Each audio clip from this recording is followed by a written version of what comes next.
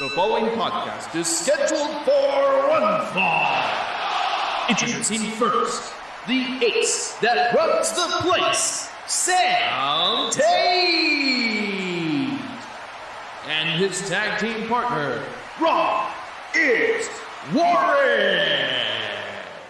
Another week in the books. That means another scheduled for one fall podcast. I, of course, am Ace Maneuvers Sam Tate, joined by the Dub Sprizzle himself, Warren Sprague. Warren, how you feeling this week, my dude?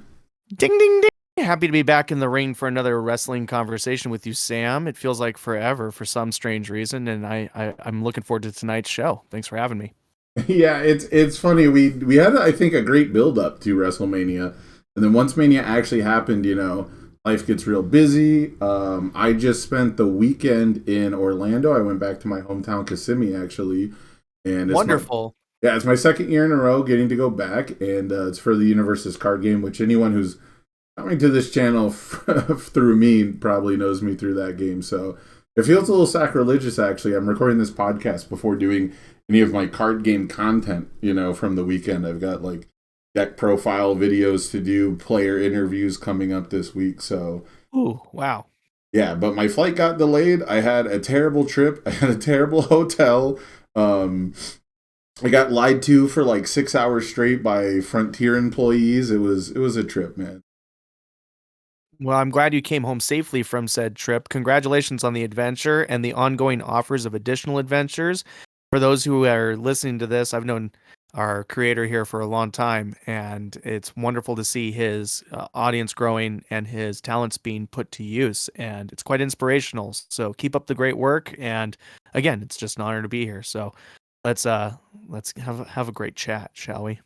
Yeah, I recently launched a Patreon for the Ace Maneuvers channel in general, and it made me think about the future of this podcast, right? And I was thinking about maybe promoting it through the same Patreon, because I basically do commissioned tiers now. You can commission videos, and so there's no reason why we couldn't have people commission maybe a topic, a podcast topic for the future. So that might be something that we're introducing. If you guys are big fans and want to support the channel, want to see it grow, the more support that we get, obviously the more scheduled for one fall can kind of be on its own, maybe have its own channel, make it to actual podcast websites, things like that. That's in the near future. I want a t-shirt. I just want a t-shirt. Yeah, and an audience capable of seeing said t-shirt, That's when you've made it, when you can sell merch. That's right. And, you could put a video of yourself into the medias and they're like, oh my God, it's so nice to see you. Great mustache. That's when I think I know I've made it. So I've been asked for an autograph twice now. That's cool. Is that real? One of them was post-mortem, though. I actually left on the airplane and someone was like, oh, I need you to sign a playmat. And I was like, whoops, next time. What? Post-mortem is an interesting use posthumously, of that word. I guess. Posthumously. Whatever, dude. Rip on that. But I think it's really cool. I'm really glad you're getting recognized. It's really cool. You still want to share some of your newfound spotlight with me.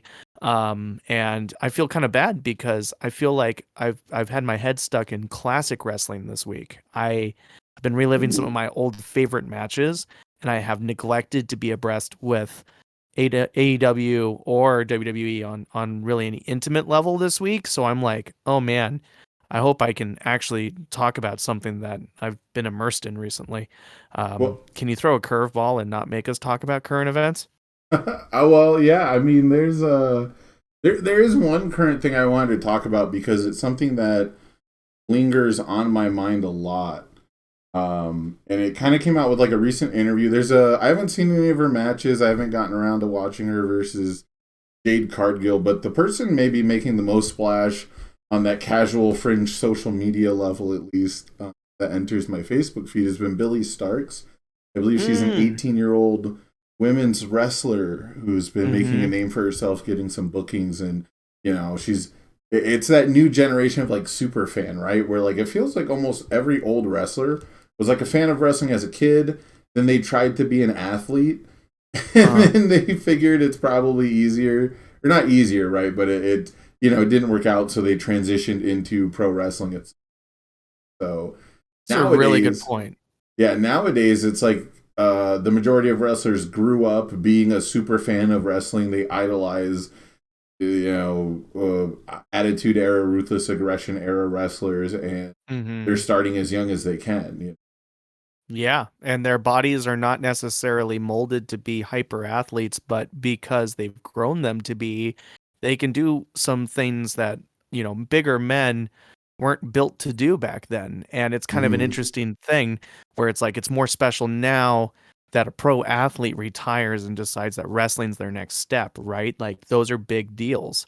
Well, And well, and there's it, just not as many, well-known big name athletes deciding that that's what they're looking for. It's been more people organically wanting to be wrestlers specifically and building their bodies to that point.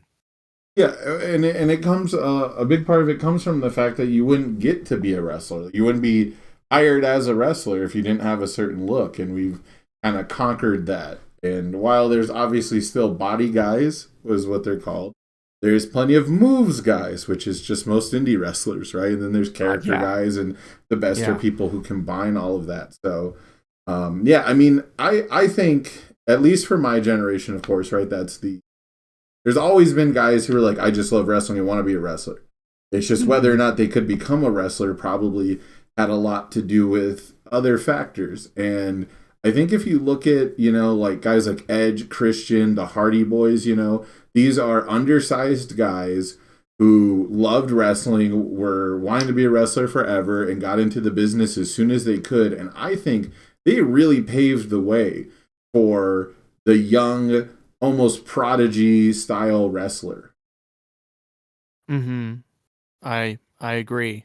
They absolutely did pave the way by being a certain Adonis or a certain benchmark to get to, and having these young minds just create their own version of that to the best of the ability to mold their bodies. Like you really find them finding their distinctive style that way. Yeah. And so the thing that got me though was most recently the quote that I saw, which, keep in mind, I guess could be just fully bullshit fake. I didn't do any deep dive, any source citing. But the thing I saw is something that's resonated with me a lot because as a kid I did like hardcore wrestling. I always prefer, to this day, I prefer stipulations in matches. If you're not a Daniel Bryan quality wrestler, I Right. probably don't give a fuck to see you wrestle a singles match with no stipulation. You're Mm-hmm. probably 9 times out of 10 just going to have an average match at best. That's the Okay. truth. Sorry, not sorry. especially especially since people have really just seemed to run out of creativity when it comes to, I don't know, finding a storyline or a spot. But I digress. The quote was about making wrestling safe for everybody. And I thought at first it was like a safe space, like a inclusivity kind of a argument. And that might be involved too, right? They might have just been using a really broad definition of it, but because they did mention like making it safe for all women wrestlers, stuff like that. And there's, of course, plenty of, I guess you could say, horror Well, stories about what it was like to be a woman in the wrestling industry that's come out recently. Um, uh-huh. so that could have been it, but I also got the gist that it was about having longevity in your career, right? Because a big criticism of the people who are not big guys, or a big, I guess, the logical reason to be a big, thick, muscle-bound wrestler is the bumping. Right. It's being able to take those hits and have that padding, not being a wiry, bony little person. And I look back at a lot of my favorite matches, Warren, and I gotta say, it's not the biggest wrestler. I like the thin, bony people flying through the air and taking big bumps. It is fun to watch bumps get taken, and you made me want to ask before we jumped into our primary topic this evening, like, what do you define as a safe wrestler? I think examples that come up for me are like The Miz or Baron Ugh. Corbin or gosh, those are two that have been really called out for being quote unquote safe, right? They don't hurt Randy people. Orton.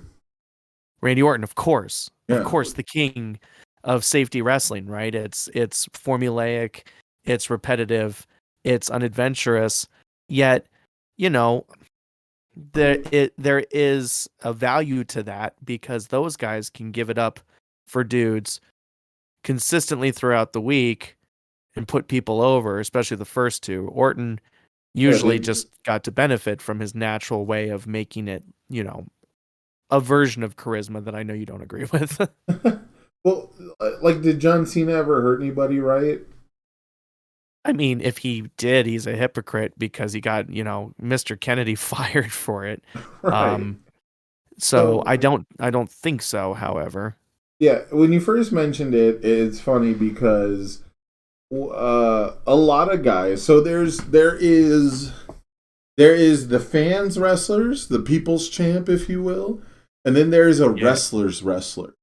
And Agreed. when you hear wrestlers talk and you hear them give interviews and things like that, and they talk about their peers, they often look up to guys that I don't like, that I'm not a fan of. And they give them credit because when it comes from a business side, when it comes from, trying to be a wrestler 365 days a year, Randy Orton's style is really appealing. Mm-hmm. Being known for being a safe guy who's a top level dude and who can actually show up 365 shows or, whatever, how many shows, 55, 60 shows a year that they do. Right. Plus all the house shows. I'm just counting the weeks at that. Right. Anyways. Yeah, exactly. They do hundreds at their top of, if they're workhorses. And I know Orton spent years as a workhorse to give him a little bit more credit as well. I can never take that stuff away. But when it comes to being a fan, unfortunately, I'm still probably going to want to watch X-Pac get launched 16 feet off the fucking apron down the down the ramp, But was he injured? He's definitely been injured doing stuff like that. I mean, he most famously ripped his own asshole. Okay. Well, you don't know that story? I guess I don't. You have to break that down. Dude, that's so great. All right, after this podcast, I'm gonna have to show you. There's a great. He tells the story way better, obviously, but basically, he just misses a Bronco Buster and goes, my asshole, like in the middle of the ring or something. Wrestles the rest of the match.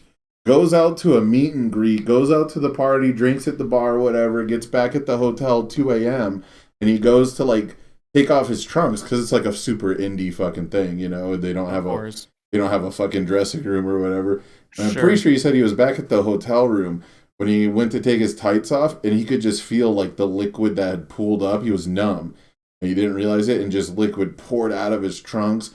And he realized how much blood he had lost, and he had to go to the hospital, and they're like, yeah, you ruptured your... It was bleeding out for hours. Oh, God. So painful to listen to. And yet, what difficult. A badass is X-Pac. I mean, he did the meet and greet with a torn asshole, bro. You wouldn't even do a meet and greet if another dude licked your butthole. Come on.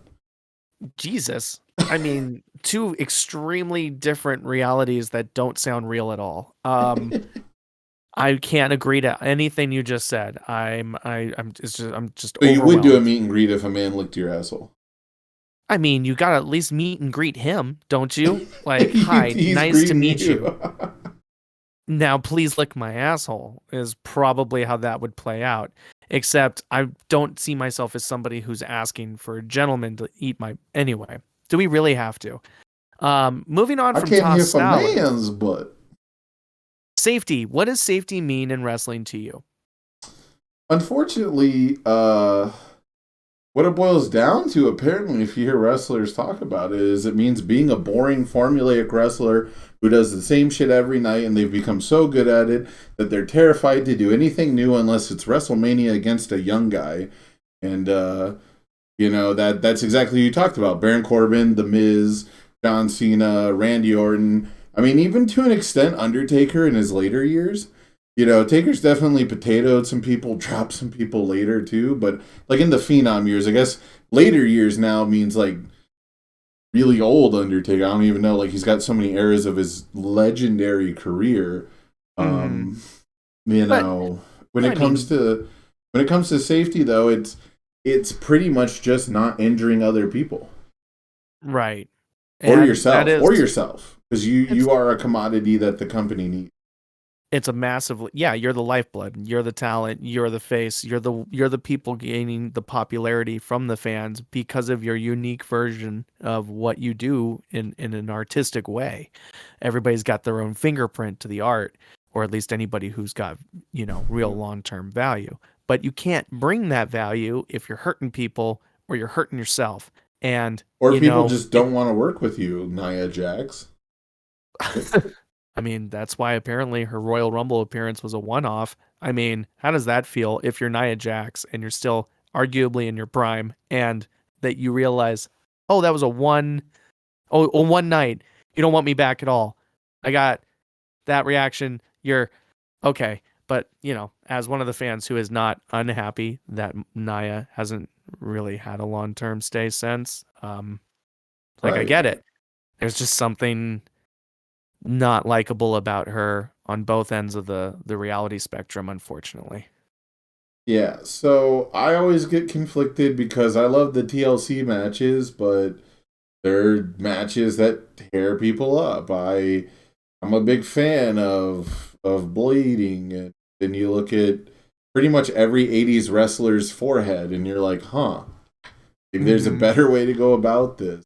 You look at Undertaker versus Mankind and how Vince McMahon's like, thank you so much, but please don't ever do that again. And then, what was it, 6 years later, he's taking flaming table spots, right?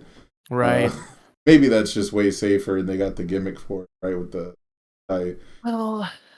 I think there are guys out there who only believe they can carve their own legacy in the ring if they carve up themselves along the way, and you're still seeing modern versions of that. I mean, Moxley is Mox is the toppest guy to ever be like that. Yeah, and he's addicted to that aspect of the interaction of the dance, and you're not going to beat that out of certain people. I think guys like JBL were another one who just liked to bleed. Ric Flair, Triple H, Shawn Michaels love to bleed. And it's a way of giving to the art form if you value that kind of thing. And it's a way to tell a different story. It's as a storyteller, you're telling yourself there's limitations. Well, unless you're Moxley, because now it's becoming the way he tells every story. Well, no, I mean, he's just deciding for all of his stories to be that other type of story. And you can argue that it does reduce the impact, and I would say it does. What I don't get, here's what I don't get. What I don't understand is the psychology is fucking non-existent, and I'm a Mox fan. I think he's very sloppy. He throws some of the worst punches, but he still wants to go out there and deliver something like unique and intense, and like the vibe is right, the intent is right. A lot of wrestling survives on the intent. People are like, in your head, it's supposed to be a really cool spot. So people are like, it's a really cool spot, even if it looked like shit. Yes. I just want to clarify. I like Mox overall, but at least I think leave the blood at the pay-per-view. No. So what I don't get is he's a badass, right? He's so tough. Right. Why is everyone else beating him up so bad he's bleeding? Right. Why is it him? Like, if you want to bleed every night, Sandman already beat you to it. You bust yourself open to show how much you like the blood and the pain. Yeah. You don't fucking let the other guy DDT you and blade every week. You cut yourself open on the way to the ring with a beer can, because that's badass. Damn. Dude, you just broke my brain. That is such an interesting matchup that I wish wrestling history could spit out for me, would be a Sandman and John Moxley match, because they do seem like just generational copies of each other. That's what 2K is for. What's that? That's what 2K is for.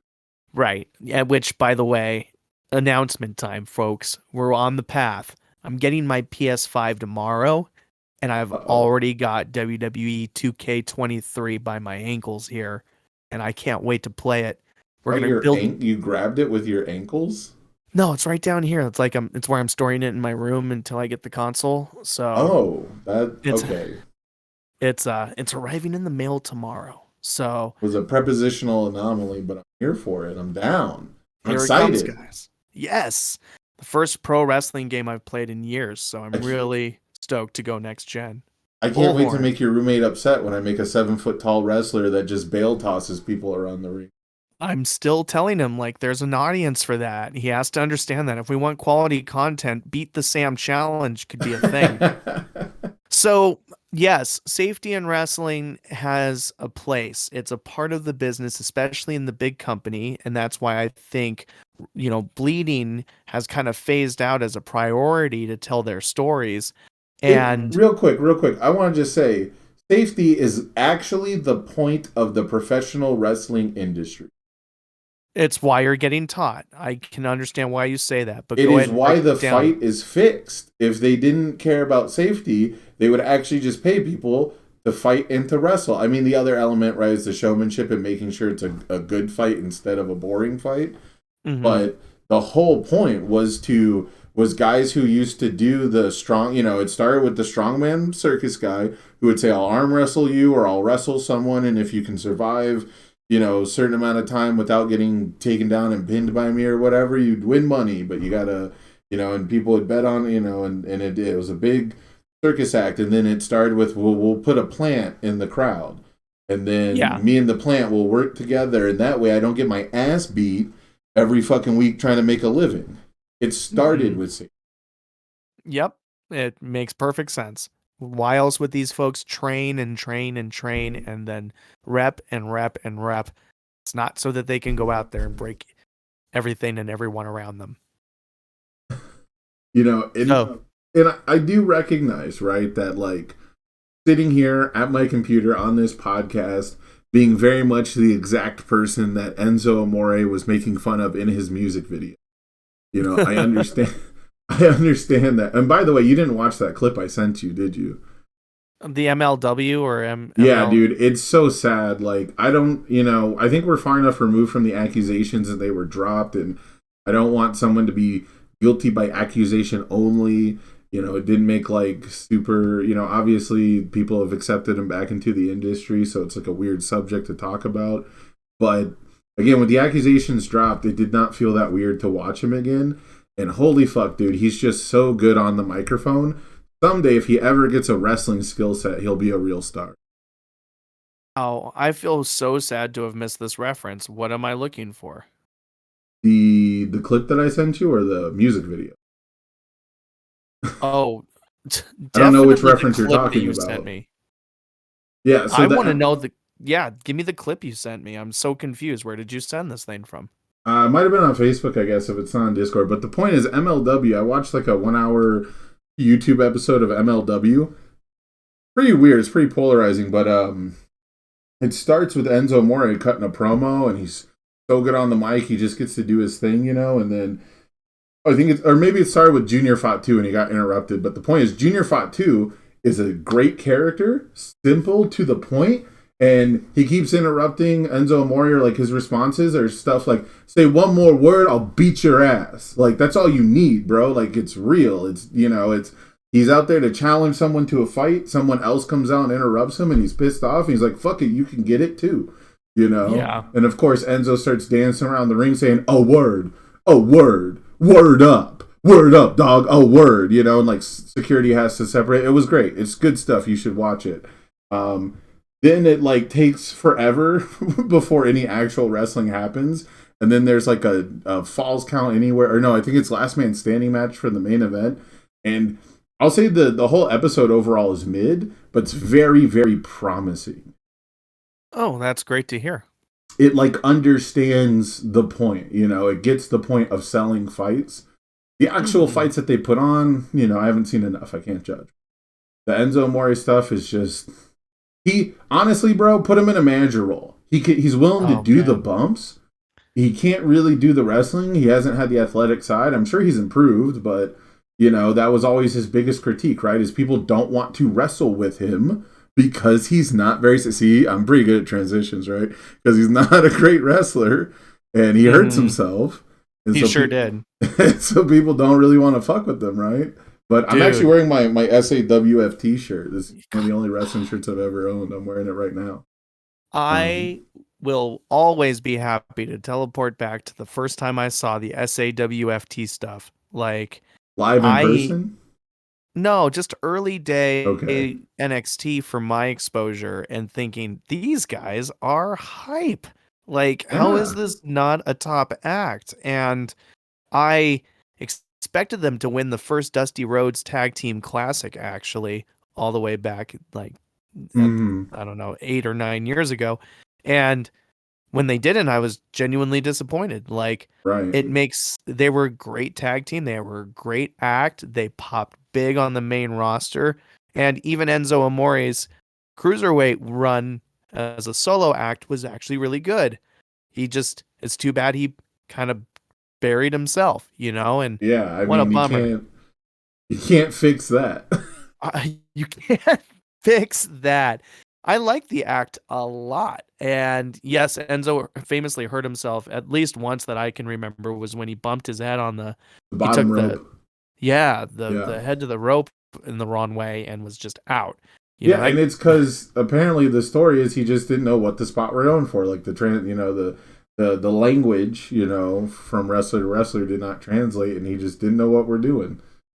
And one why miscue, it's so important. one miscue, you're on the shelf. So, but no, I think you'll enjoy it, and I'll spoil it for you because it's very short. He comes out, does an awesome promo, interrupts a dude, gets separated by security, starts talking shit to him, and someone else comes out to fight him. And they're like, come on, let's get it on, right? And they circle each other, they go to do the dance, and Enzo Amore gets knocked out in one hit. Beautiful. Yeah, TKO, Beautiful. like ref stoppage, I think. I don't remember if he even pinned him or if the ref was just like, yo, chill. It's over. Damn. And like that is kind of the perfect role for him. He came out, he got the crowd hyped up. He was an asshole. He became someone that you want to see get beat up, and then he takes an awesome bump off of a vicious right hand, and I don't have to watch him wrestle because he's, again, historically, I haven't seen him in years, and it's been a while. Like it's been actually a decade since I've seen him do a wrestling match. Hot take, ladies and gentlemen. Sam Tate finally concedes that Enzo Amore is worthy of the exact same career path as Disco Inferno. I never said he wasn't. Brilliant work, Sam. You've really caught the internet on fire. Just watch it and fly. It's going to be amazing. What a great take. Yeah. So I can respect people for what they're good at, right? It's just when Randy Orton is really good at doing the same exact match and not hurting people, that's not what's entertaining to me. Watching Enzo Amore come out and call you a sloppy jalopy and go, everybody knows. Like, that shit's great. Oh, he's a wonderful hype man, and he absolutely could put over any moment or any match or any event that he is asked to. It's a great use of his talent, for sure. You know what my favorite role for him is, actually? I'm ready. Might be unpopular opinion, ring announcer. like not like commentator, but like when they're coming to the ring, like next up weighing in at 2 sacks of crap. Like Scott Steiner was funny for that, like as a one-off. I think you could have Enzo Amore actually do that, maybe. I think, didn't he do that for the Cruiserweight, the 205 Live? At least like that became like kind of a gimmick for him. I don't recall seeing the content, but it sounds like something that'd be enjoyable. And I'm trying to imagine the promotion that needs to get like produced for that to be their choice as ring announcer. And it cannot exist anywhere else but in that old ECW ballroom in Philadelphia. Yeah, like MLW has kind of that vibe, especially since their main event was a no DQ, weapons everywhere kind of a thing. I was going to ask, is this the same promotion where Zack Ryder, formerly Matt Cardona, now won the like uber awful death match? No, that's GCW, I believe. Which one? ECW, I want to say. Juicy W. Yeah, it's. I mean, Matt Cardona's doing the belt collector thing, which is proof that indie wrestling is shit and has no value. So when you launched me the question and have really set up this topic of safety, it makes me go back in time and remember that many of my favorite matches do involve a little bit of extra color and a little bit of violence to them. And, I loved the JBL super bloodbath matches that he would put on when I was younger. I always appreciated a Triple H match, Shawn and Ric Flair match, Batista 2. They all liked to bleed. That was the end of that era in WWE. But there's one match that came to mind when we snuck in the word safety here that that just burns into my brain as like the ultimate like travesty to that concept, and that's of course the Hell in a Cell match between Undertaker and Mankind. Like, can you Oh, imagine a lesser professional setting for these professional wrestlers to engage in their normal activities at work? do you know what the first thing I think of every time I think of that match, and it might not even be the one, because you're talking about the one where he gets thrown off the Hell in a Cell, right? Off the. Well, there's the one where he gets it's the same one, of course. It's the iconic '97 King of the Ring Hell in a Cell Yeah. match with Because I thought they had two first the toss matches. off and then the choke slam through that was completely and 100% unplanned. Right. And then there's another one I thought where they did plan for him to go through the cell and he takes a backdrop, where Mankind takes a backdrop and he goes through the cell. Yes, I think that was a future one Right. that he had with Triple H or something. Right. So there, whichever one it is, the thing I always think about whenever I think of Mankind and Hell in a Cells is not even like him being tossed off, like face first, like running, getting a head start. I think of the one where he goes through the top of the cell and there's a chair set up like inches away. And like imagine you hit your head, your neck, your spine, any ligament, like you just go over the top of that. Holy shit, dude. Instant career ender. Oh man, yeah, and I'm pretty sure that was the choke slam in that Undertaker match that the roof gave way unexpectedly and down he comes and narrowly, yes, misses that chair that was set up nearby. Um, that's Terrifying. extremely dangerous and lack of safety, right? Like I would love to dissect that match sometime Oh, that because we're gonna do that one. It's gonna have its own episode for sure. I mean, it's just a wonderful path to rewalk and remember how this incredible night where this man could have died twice, like skyrocketed so much for WWE because they were losing in the rankings or the Yep. ratings at that time, and it was because of what happened to Mick that night that he eventually began to be seen as someone who could win the title. You know, all that empathy It and sympathy was launched his way. it was his willingness to do things for Vince McMahon, right, that got him there. And it's at a time where WCW is dominated by guys who don't even want to show up to work and have worked it into their character's gimmick that they don't defend their titles. Ooh, that's so well said. Right? Yeah, there are Like so many guys. Yeah, you're it, so right. Hogan used to speed through his contract. He used to have a contracted number of appearances, and he would show up throughout the beginning of the year. And then as soon as he's done, he's like, cool, I get vacation time to focus on Hollywood projects and shit. So that's that's the new generation of WWF being wrestling fans wanting to put on great stuff versus the old heads, the legacy WCW guys just trying to get through a paycheck safely. That is the Right. dynamic. What made me fall in love with wrestling is people being willing to push the limits and frankly injure themselves. And I don't know how I feel about that. Like that's a conflicting thing. Like even though I watch UFC, I watch like combat sports and it's people who are willingly going into the like it's pretty much impossible to have a UFC fight without getting an injury, even if you can't see it on their face, right? Like the famous swelling day after picture. The whole face is a fucking coconut. Oh God. You remember that Joanna I can't say her last name, but the Joanna Jedrzejczyk fight? The hematoma on her face? Yeah. Yes, Oh absolutely. boy. That's fairly normal for the day after. But you know what match is probably the most extreme example of this? Like the highest quality match to like guys who shouldn't be there, like people who probably shouldn't be there as injured as they are. I'm gonna let you say it, but I think I know what you're building to. It's a different King of the Ring match, isn't it? Yeah, it's 2001. It is the Shane McMahon versus Kurt Angle instant classic. Don't try this at home. One of the few matches where they did like almost like documentaries, like DVD specials on like a single match. Yep. Honestly, straight to my mouth to your ear, this is probably one of the top 3 most memorable matches I've ever seen in my life. I would definitely say I think it's the best match that involves a non-wrestler, like a a not professional wrestler participant. I'm blown away. I mean, this match absolutely made Shane's career, or at least legitimized it. Yeah, I would say the Um, falling off the scaffolding like on the Big Show made it, but this is the one where people really gained respect for him as somebody who's willing to go in there, because Vince has been in there, right? And people are like, oh, I respect him for taking the bumps off the cage match and stuff like that. This one was Shane going out there and like working hurt and like powering through it, and kind of ironic we brought it up after his WrestleMania appearance where got injured and he physically couldn't power through it. So not that he should have tried. I was gonna say, this is a Shane McMahon version that I really admired for a long time. Yeah, I think young McMahon was like just such a fun, young cool Simba, character. young Simba, sir.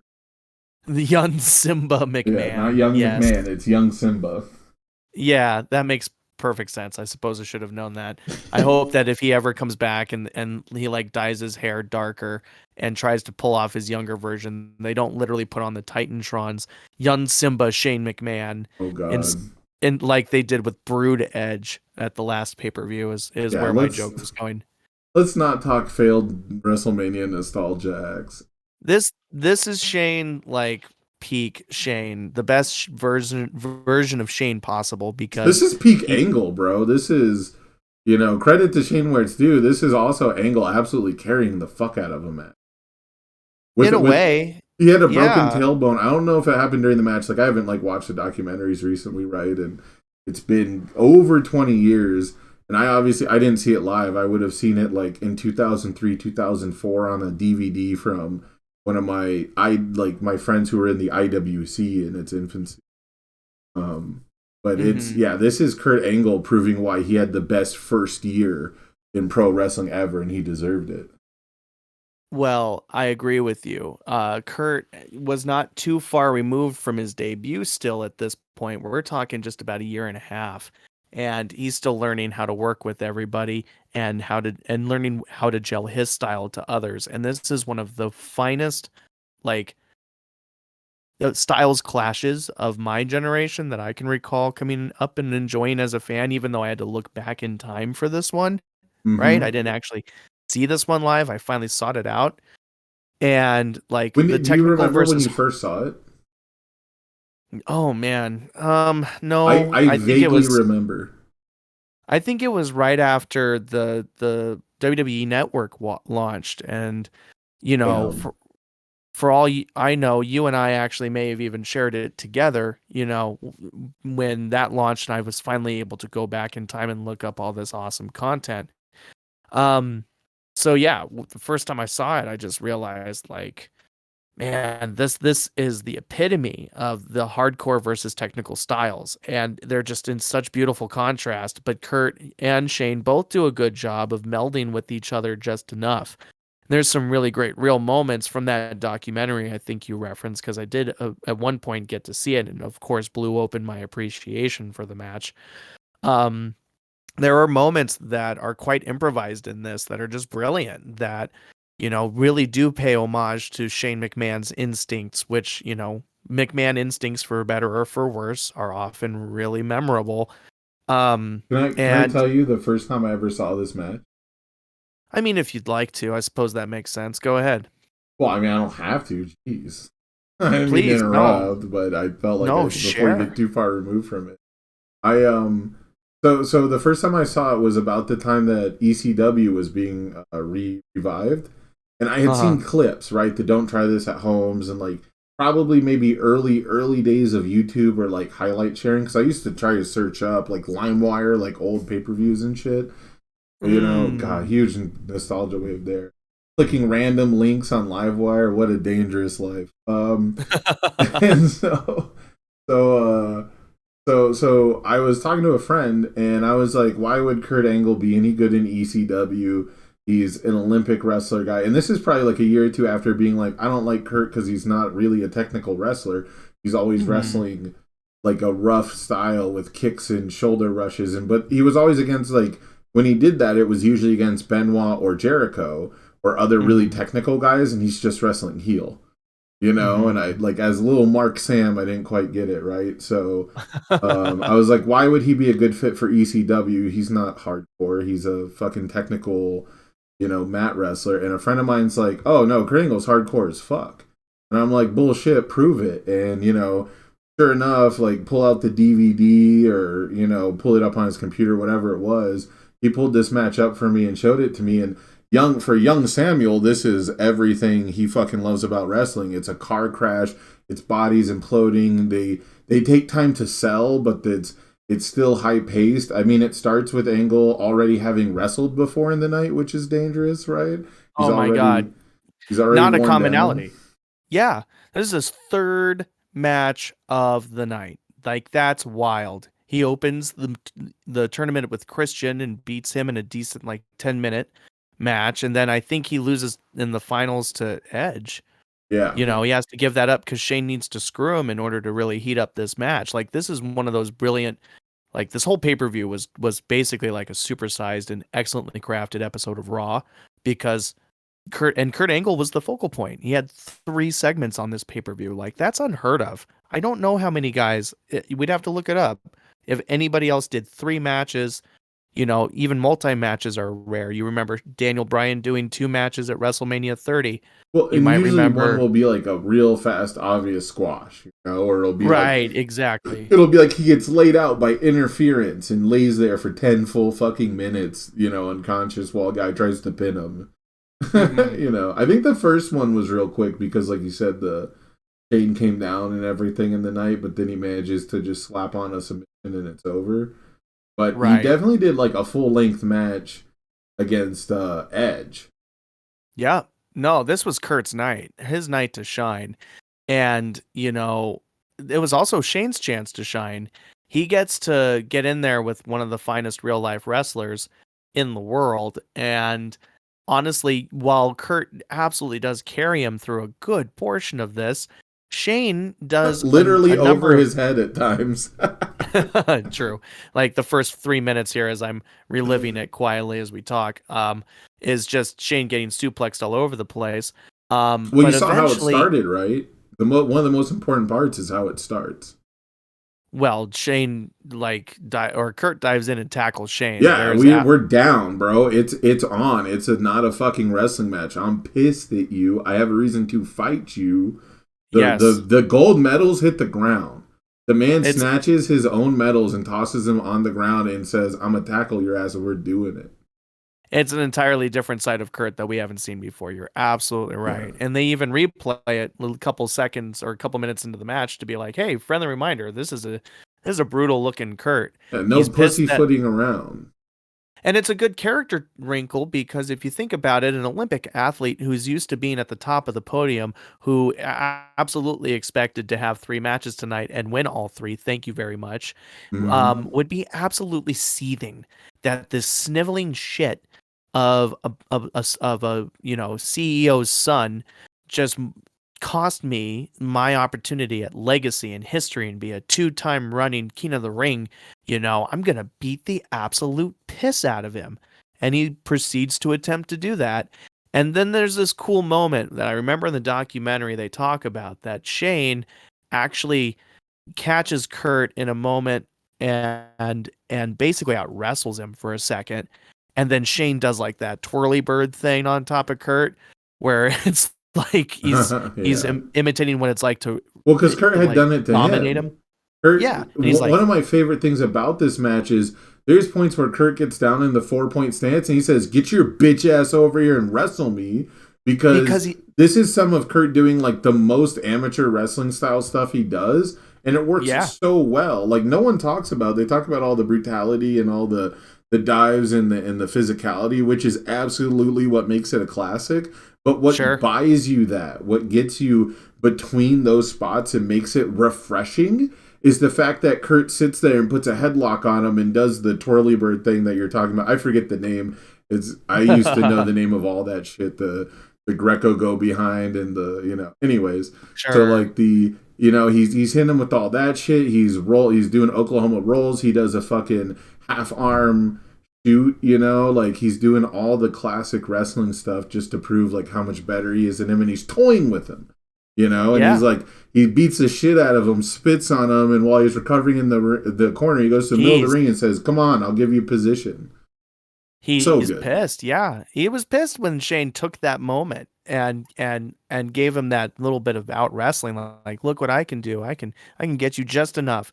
Kurt snaps. Yeah, and it is through the activity of their of that amateur wrestling, as you're discussing, that it legitimately wears out Shane and makes it believable.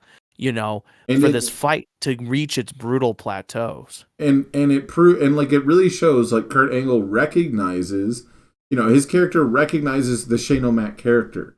Because what is Shane O'Mac known for at this point in his career, really, besides falling off? Well, he's just white bread. He's Wonder Bread. He's known for running away. He's a wussy. He's from the mean streets of Greenwich, Connecticut, right? He's silver spoon in mouth, thinking he's hard. When he wrestled Big Show, obviously he's going to try and outrun him. He's running in circles, his testing his cardio. That makes perfect sense, right? Which way did he go? Which way did he go? And then that character trait translates here with Kurt Angle beating the fuck out of him, and instead of chasing him around from corner to corner, and he says, "Come on, let's do this. Come fight me." And it's you know, of course Shane's not going to do that, and he doesn't get the advantage until he finally goads Kurt into chasing his ass around, because he won't sit there and wrestle him. He'll jump off the barricade and hit him with kendo sticks, and you know, and use the ring post to his advantage. These are all things that a non-wrestler needs to do to look legitimate and competitive versus a fucking Olympic athlete.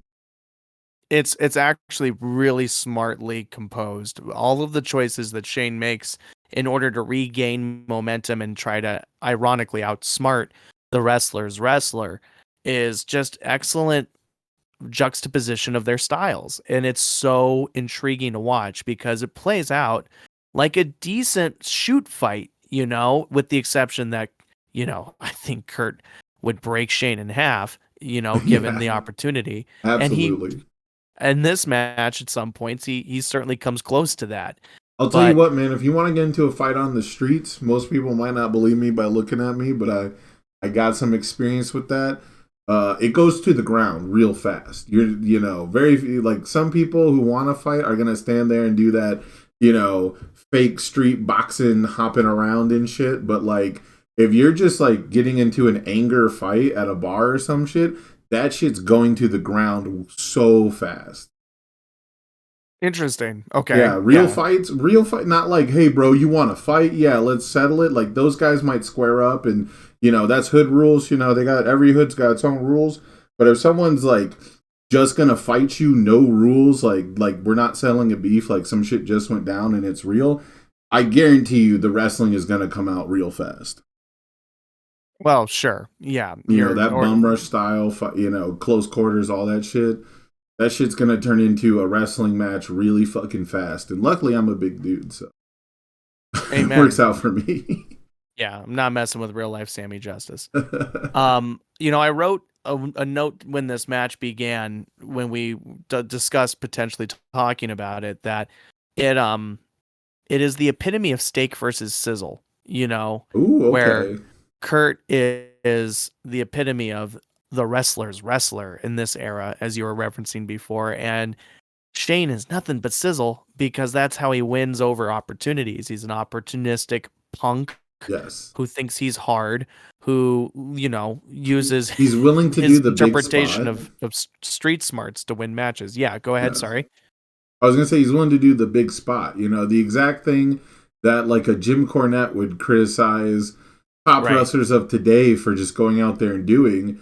You know, I think he would still respect Shane McMahon because he knows that Shane is doing it because Shane will tell you he's not, well, at least young Shane, old Shane, the past Shane McMahon would probably tell you he's not a great professional wrestler, so he's got to compensate for that. That's an admission of, you know, that's an admission of a lack of his skills to go out there and do that shit.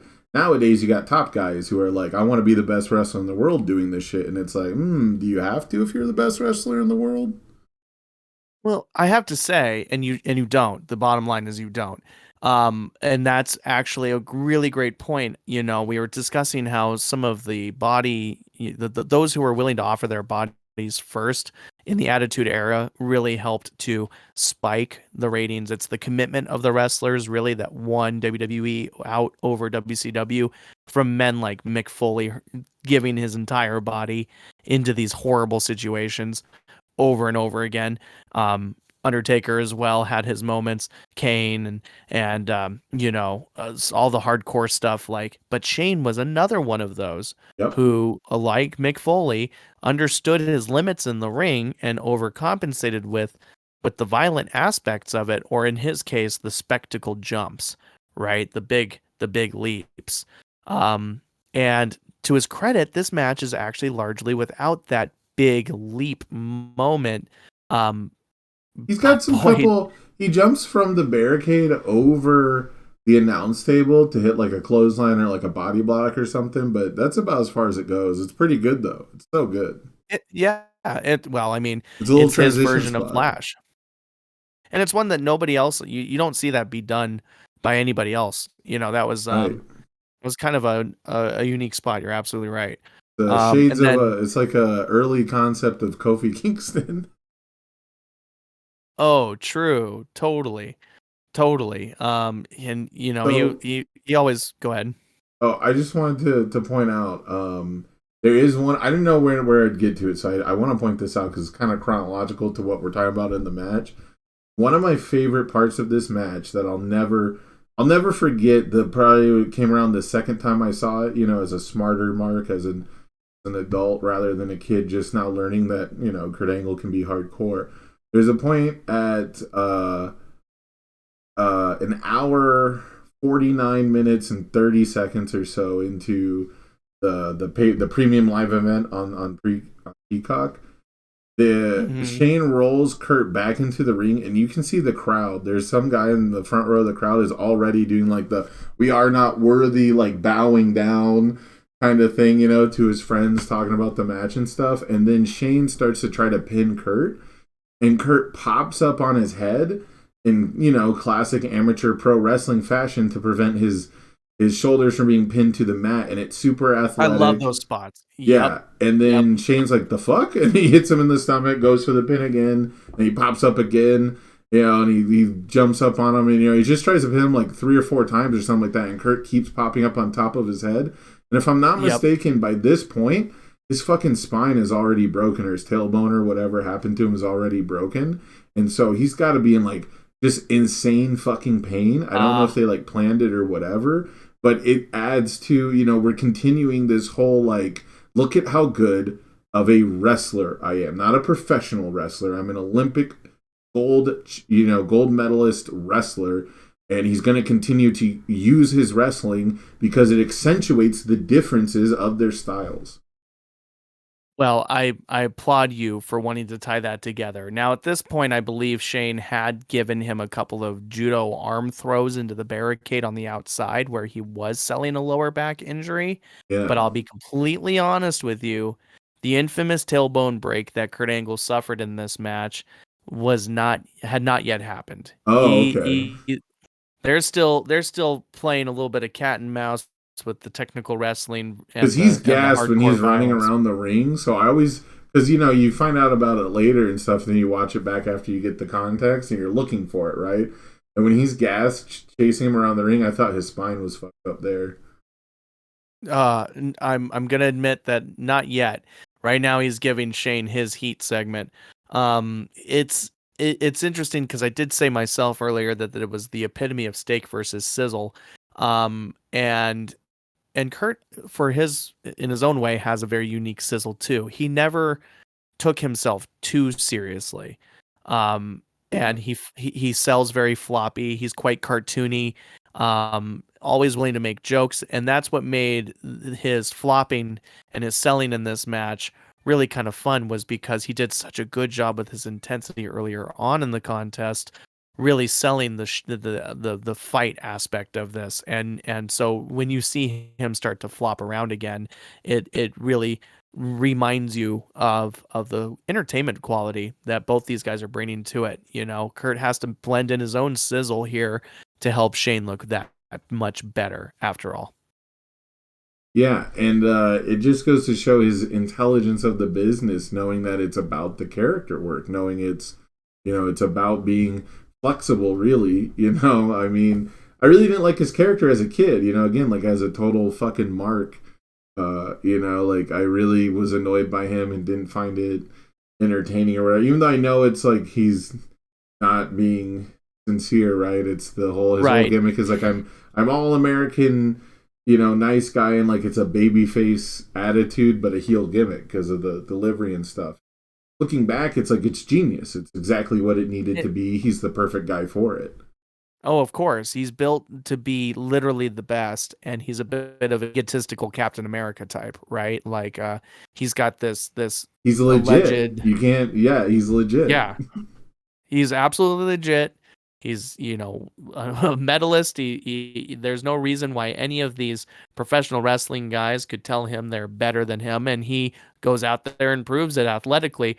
But boy, when he sells, it's so friggin' funny to me. I'm sorry. I'm watching him flop around as Shane McMahon gets ready to dish up his iconic Shane Shuffle, and hits him with that falling right hand.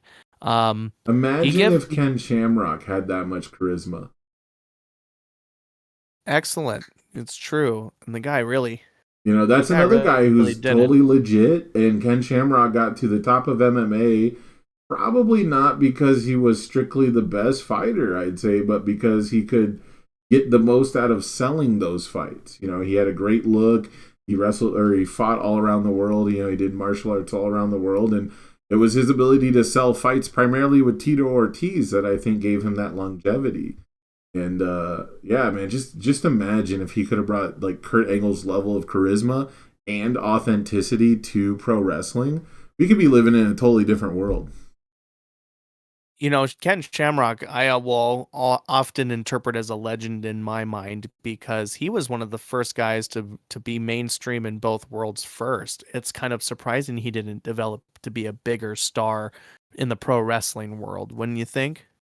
Well, yeah, and I think it's just because of that charisma level. Like he feuded with some very top guys, especially like on their way up. He did tons of special guest referee stuff. He had unique matches where they gave him the was it the Lion's Den match? They did their own UFC cage thing. They did all kinds of stuff, and now that there's a UFC WWE merger, we have the potential for more of that in the future. I wouldn't mind seeing Israel Adesanya in a WWE wrestling ring if it's pulled off well.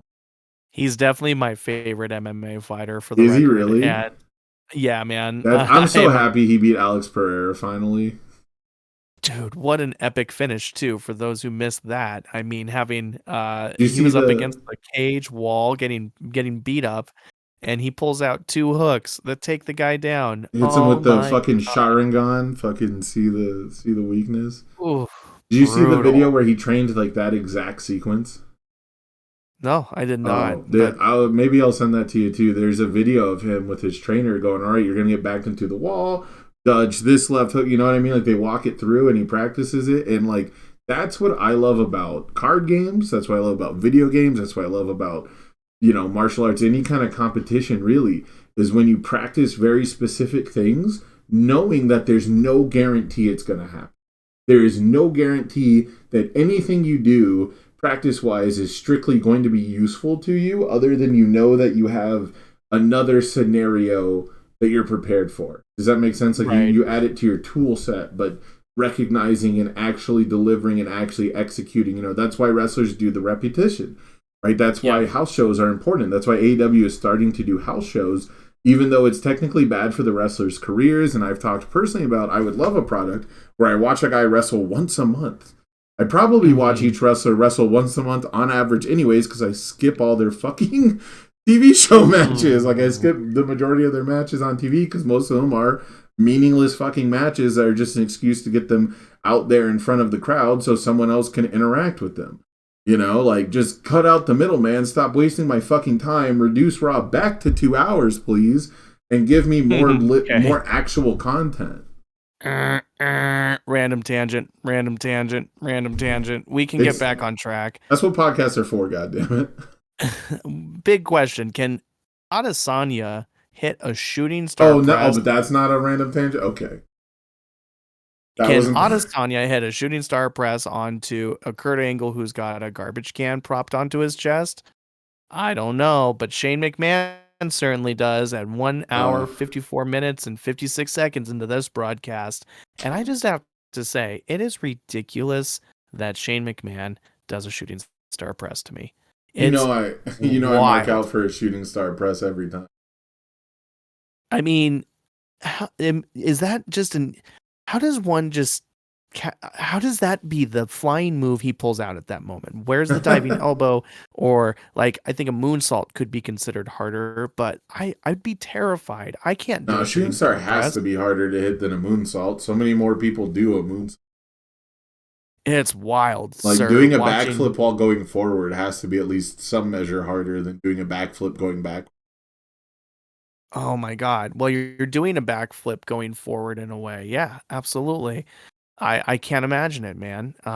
It's wild that he pulls that out and misses it, and that's Kurt's opportunity to get another heat segment for himself. And what does he go back to doing? Fireman carries. Yep. It's right back to applying the collegiate wrestling instincts, and it's I would be so excited to see which UFC guys, if you're waiting for a tie-in, who would choose to try to learn a shooting star press as one of their maneuvers if they were to ever step in the ring. I mean, look at what Pat McAfee and Logan Paul choose to do for their Oof. signature maneuvers. It's wild that Logan Paul's doing the buckshot lariat, for example.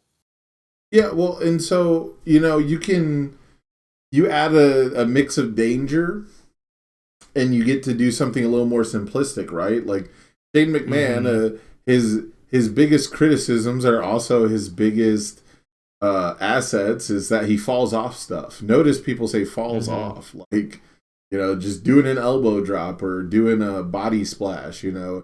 Very simple. It's a big pop. It's an easy pop for the most part, and it's still going to be iconic because of the innate danger of just falling off shit. Like knowing how to fall doesn't really apply. There it is, man. I just want the snap suplex in which Kurt Angle takes and breaks his Yeah, I tailbone. love seeing the fucking glass sticking to them, like the little pieces everywhere, just stuck in the blood. Hurts like I'm bleeding not from there his yet. arm. I'm not there yet. I'm not there yet. I'm like 3 minutes behind that. He just ate the snap suplex on the outside, and Oh yeah, I thought the you were one that talking about Shane the encountered. suplex through the glass. No, I'd pause so I can get back into the shooting star press onto the garbage can. I felt like that was such a memorable moment from that match too, because I hadn't seen Shane pull that off, but I knew, like, having gone back in time to watch this, that he was using the shooting star press. I was just surprised. Um, so I'm about to get into the segment where we get to one of my favorite reasons why this is my favorite WWE stage of all time. Oh Like man. the entire composition of this is so cool. You've got this giant throne looming over the arena here. You've got these glass panes that would be iconic and key to this specific clash.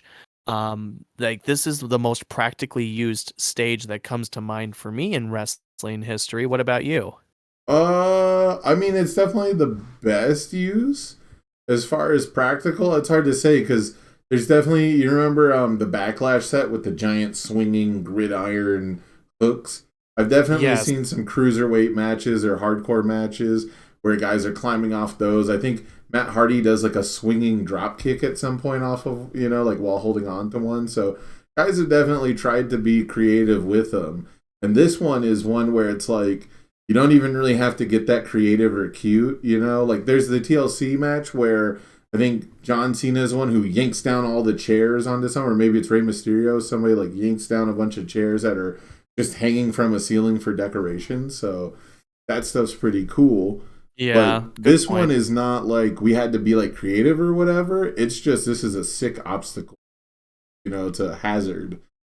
legitimately this spot, and I just watched it twice, both belly to bellies that Kurt performs on Shane. If you guys haven't seen this, go and check this absolutely brutal moment out. The Ugh. first belly to belly causes Shane like to bounce off the glass, which is not the sugar glass that the performers expected it Oh, to be, that's but the legitimate third. Yeah, the glass. third pane of glass is the icon.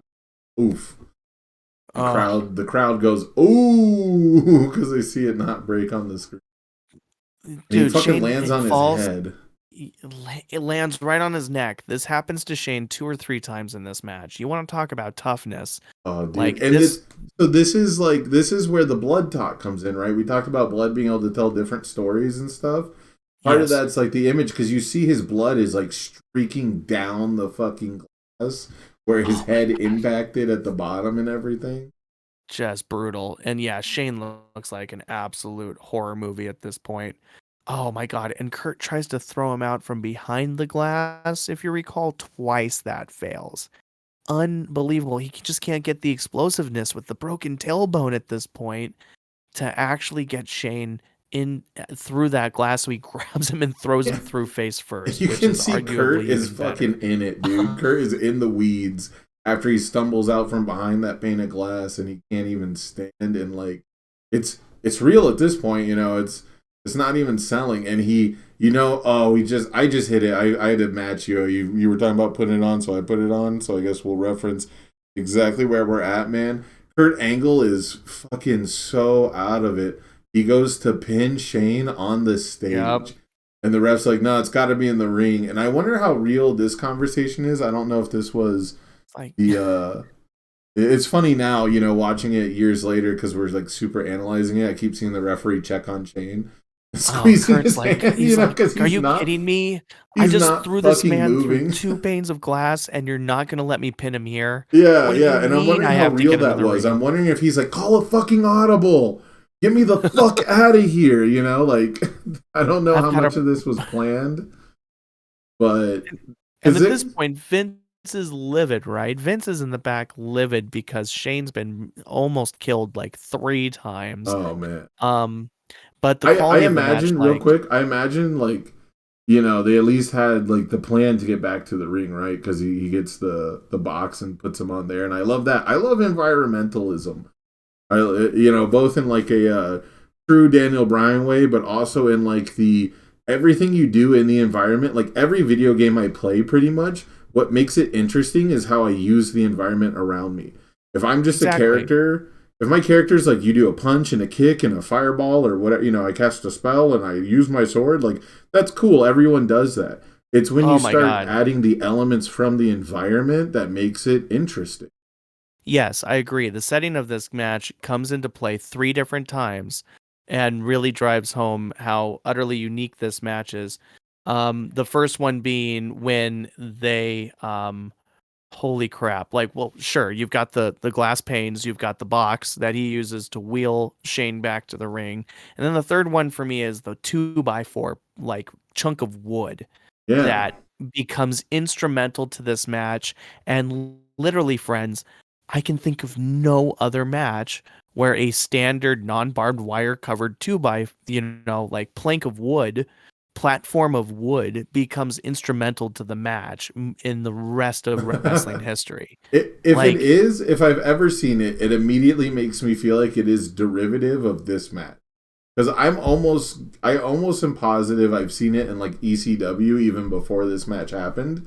But like, this is the one where every time I see someone put a board and like stand on it on top of the ropes, I just remember the first time I ever saw it, which was in this match.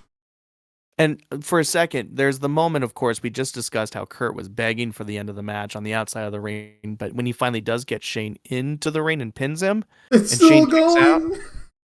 It's he kicks still out. Is that going. not one of the best near falls you can think of for just again putting over Shane's toughness in this one? Yeah, and I mean, you buy it, right? You buy it because he spent all that extra time trying to get him back into the ring and everything. And I mean, man, this match has everything. This match has everything. It's got amateur fucking wrestling holds and chain wrestling, albeit kind of one sided, but it should be.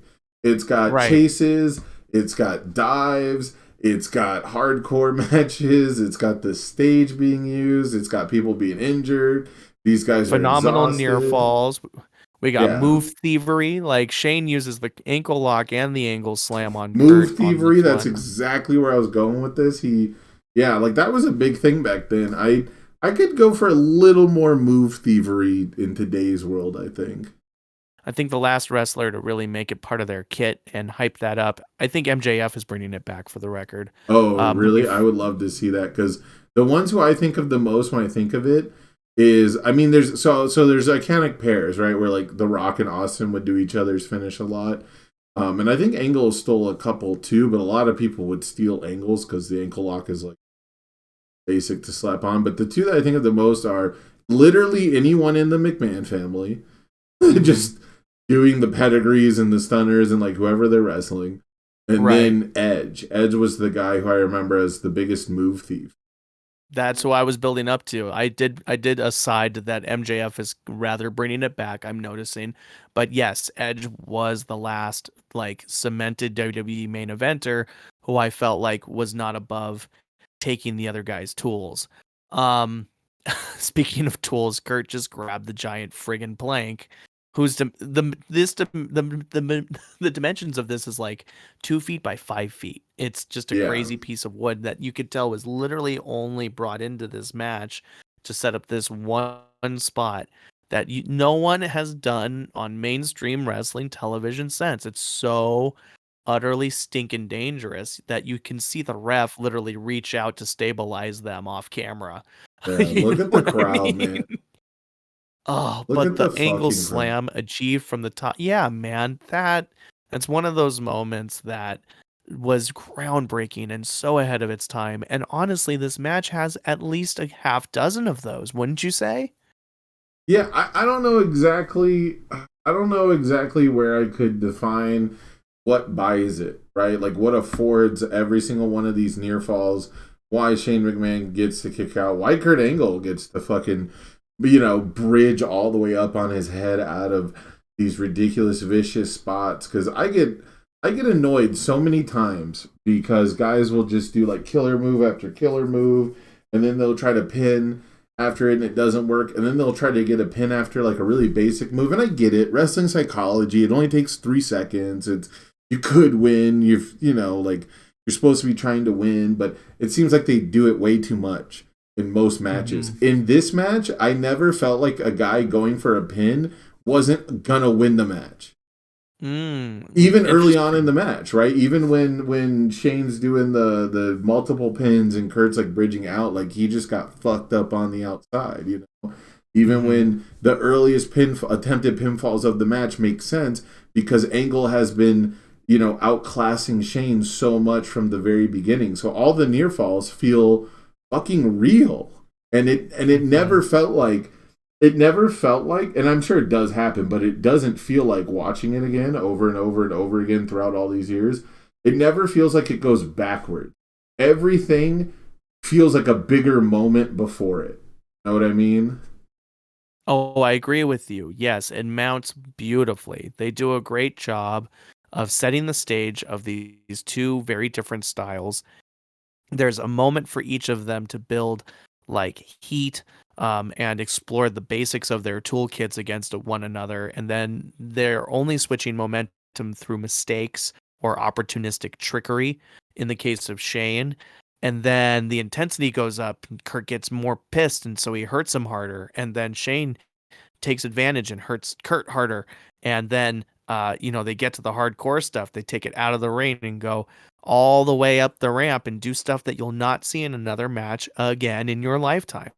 Yeah. Like literally that entire segment will not be done again. And it's got it all to really get burned into your brain as a pillar of what makes this industry so friggin' entertaining when it's that good. And that's one of the finest segments of pro wrestling content I think I've ever seen. Yeah, it's what the true mark of an instant classic to me is? The feeling that you'll never see another example like it. Yeah, is that it's wholly unique as an experience. Not every single thing has to be the first time it's ever been done. but it's got to be just a wholly unique experience that I didn't ask for. I didn't know I wanted it, but once I saw it, I needed it. I didn't know that I needed a guy getting suplexed through a plane of glass, and not a plane of glass that a fuckhead went under the ring and grabbed a random fucking piece of glass and propped up in the corner because he wants to hurt his opponent.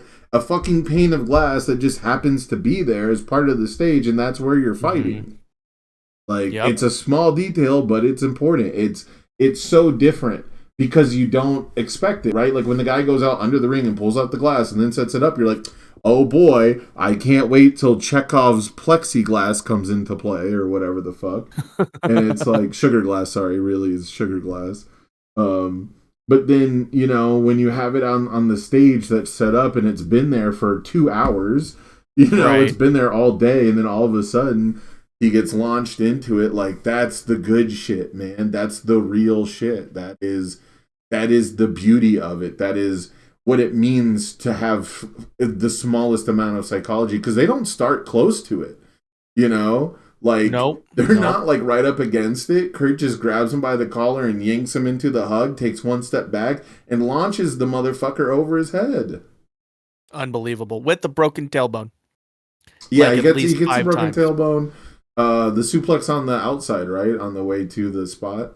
Yeah, the snap suplex that I was referencing earlier. That's the magical moment where Shane reverses Kurt's suplex attempt and hits him with one of his own, and you can hear the pop. And once Oh they my decide, God. once they get back into the ring and Shane kicks out, the thing that would fuck this match up the most is if the finish to the match is something not as exciting as the suplex through the glass, and yet yeah. they managed to fucking maybe not top that, but they managed to match it as far as intensity and as far as WoW goes.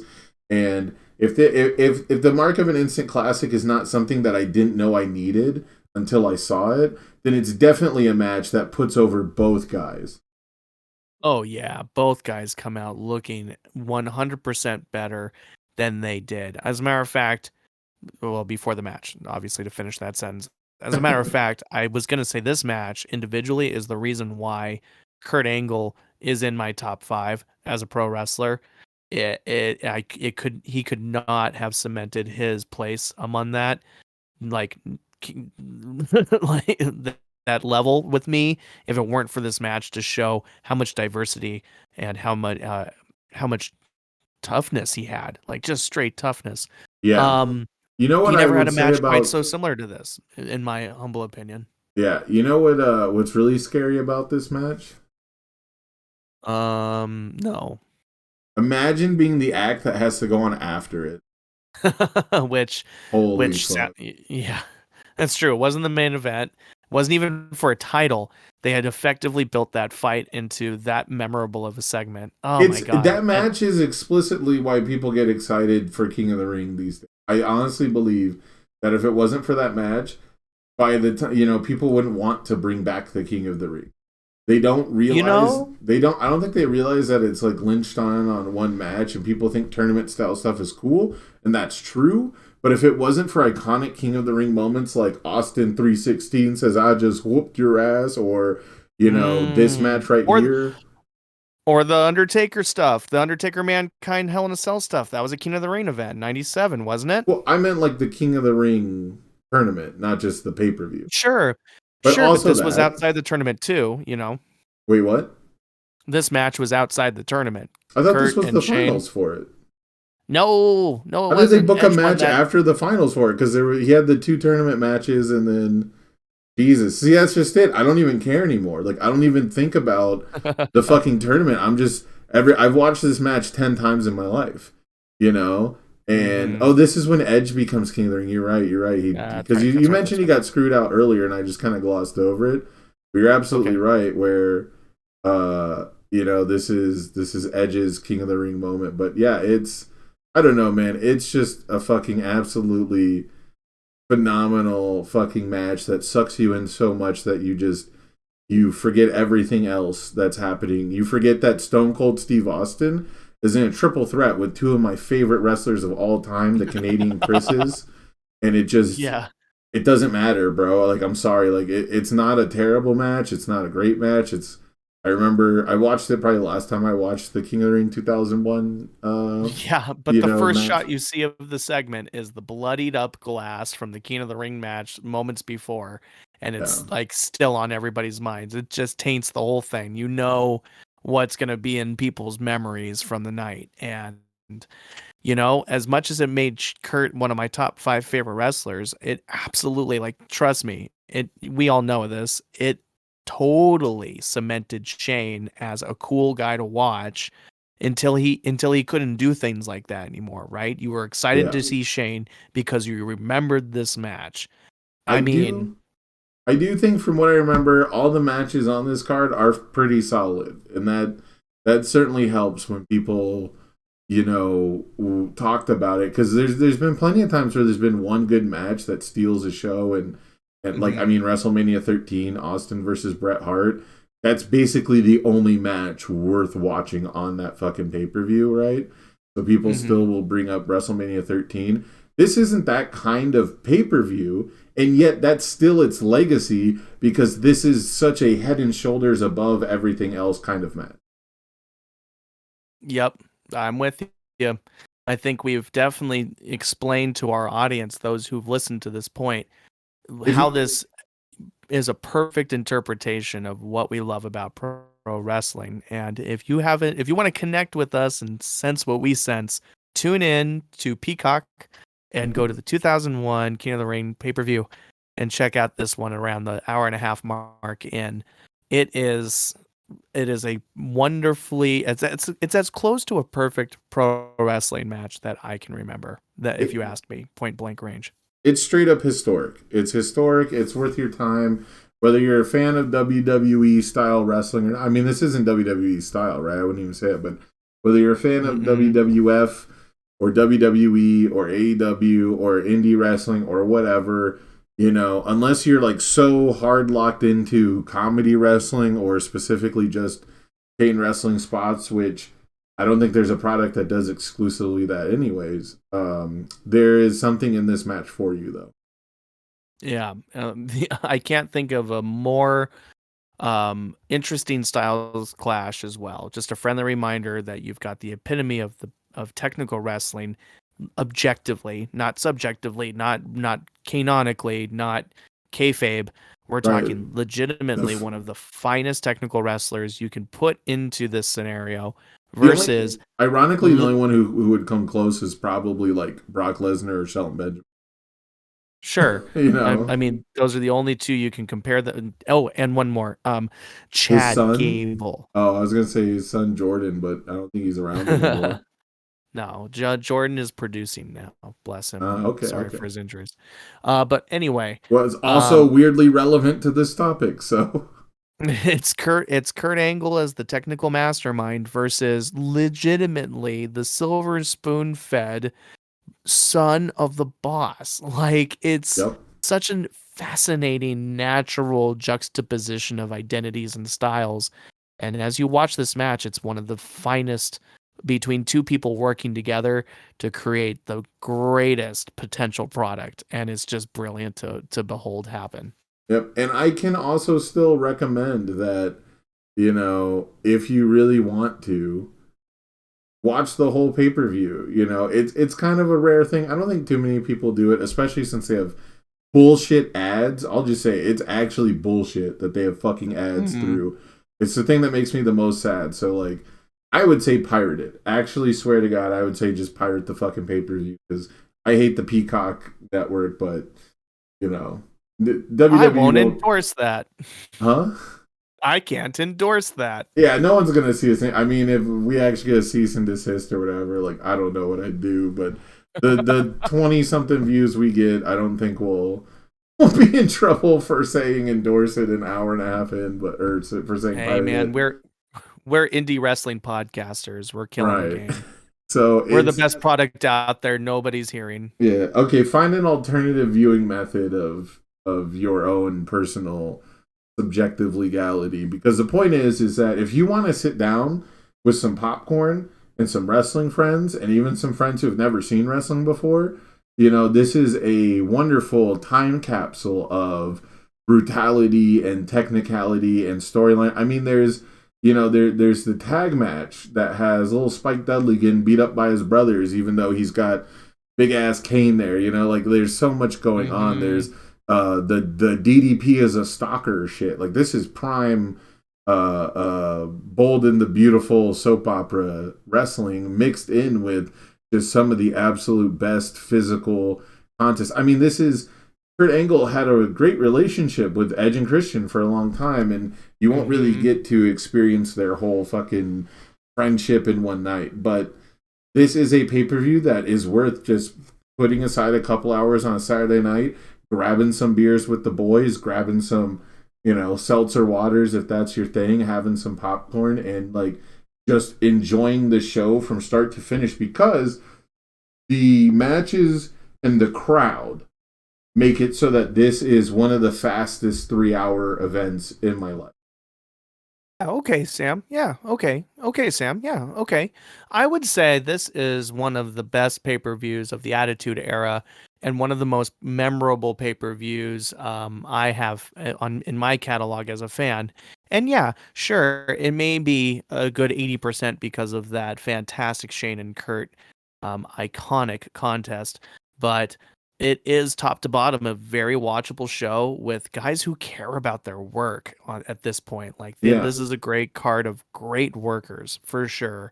We're deep into the invasion angle, so there's all kinds of crazy stuff.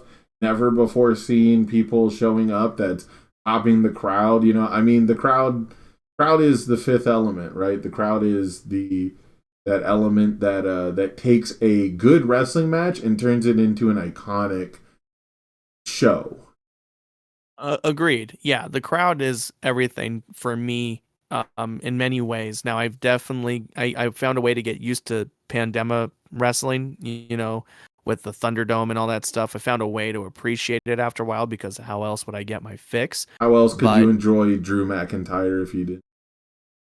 Right. Well, okay, that makes me sound really needy for my McIntyre, but I was really cheering for him at that point. That was his WWE Championship I'm just win, taking a dig at McIntyre because his entire run was during COVID, and people keep saying he deserves to have the belt in front of a crowd, and I think it's wild that anyone from 3-Man Band held any belt. Dude, and now it's 2 out of 3 of them who had it. What was WWE thinking with Jinder Mahal? Anyway, I do know what they were thinking. It was about establishing stronger ties with that region of the world. Yep. But that's the thing that comes around like at least once a decade minimum. So it is what it is, man. It's a business, and representation does matter. So I don't hate that element of it. It's just, God, Mustafa Ali is right there, bro. Oh, dude, Mustafa I guess it's Ali maybe not even the same part of the world, but I mean, there's just so many other people he passed up is really the point. Really a race-based conversation, but you're right. We should probably get out of here before we make an oopsie on the internet. My collar's getting tight. But it was a blast getting to go back in time and enjoy some of what makes wrestling great for us from the past. I hope you all enjoyed our breakdown of some of the defining moments and some of the tangents that could be birthed from those moments. But legitimately, we've talked about one of the most exciting and enjoyable wrestling segments that I can recall. And that's from a long and ever-growing list of options. So please go and check this out if you haven't already, and know the grandeur of this match. It really does encapsulate a lot of what's beautiful about the art form. And it was great talking to you about it, Sam. Oh, I had so much fun. I know that we tried to stay relevant, right? Because that's what it's all about, staying relevant, the island of relevancy. But we try to stay like up-to-date current events because there's so much happening in wrestling, and that's how the majority of wrestling products are. But I always love it when we take a minute to go a little more generalized. I'm actually personally not a big fan of like the news dump style content. That's not my big thing, but it also just is kind of random when we spiral off into King of the Ring 2001. Well, when we don't have anybody necessarily demanding how we focus our attention, there are going to be weeks when we can't love wrestling in the moment as much as we want to. So we might as well look back in time and try to justify why we spend our time talking about it through another means, a means that we can still emotionally connect to. Gosh, and I was going to have a real dinger. Oh, of course, I was going to suggest that I think not only are we relevant in a way by talking about this stuff, but we're actually, you know, doing something rather simply intelligent. We're just picking one of the greatest matches of all time and encouraging our listeners to go and scope it out if they haven't already. And if they have, then perhaps they share many of the opinions we have. It's so intelligent that we chose this topic that you might even call it safe, which is how we Absolutely. opened the show. So thanks for letting me bring it full circle for y'all. I love that you tied a little bow on that. So yeah, guys, this is basically our recommendation, you could say. King of the Ring 2001. Absolutely banger of a card top to bottom, but at bare minimum, you gotta watch the Shane McMahon versus Kurt Angle match because it is an absolute classic. A huge reason why both those guys really are gonna end up in the Hall of Fame if Shane's not in the Hall of Fame already, right? No, He but might be will the first with- McMahon to make it into the Hall of Fame. And now officially his ankle is the first Right. portion of him to make it into the Hall of Fame after WrestleMania. Hey man, that's that ankle lock from 20 years coming back to bite him. Yeah, see, long-term storytelling. All right, this is we're getting off topic. Anyways, if you guys want to listen to us prone on about any old wrestling matches, or if there's something that we need to see, something that you don't think we might have watched and deserves our attention, please let us know. I'm always down to check out new pro wrestling. I'm going to be following MLW. There's some Impact stuff I keep meaning to watch, and I've said it maybe 10 times on the podcast, and then I just don't. But Impact and MLW, I think, are going to be kind of my little side project, and I'm interested to see where AEW is going in the future. So next week, we'll probably be talking about Blackpool Combat Club and Bullet Club, and we might work in some Judgment Day versus Bloodline Alliance type stuff because faction wrestling looks like it's back on the menu. Ooh, and that's always a tasty time. And yeah, excellent points. There are some topics that are bubbling under the surface that we will not be able to be ignorant of for so much longer. So stay tuned for more awesome Scheduled for One Fall content. Thank you very much for listening. And give us your recommendations so we know what we can tune into and analyze for you next. We'd love to share some of your favorites over the airwaves here. But have a good night, everybody. Thanks so much for having me. Till next time. Peace out.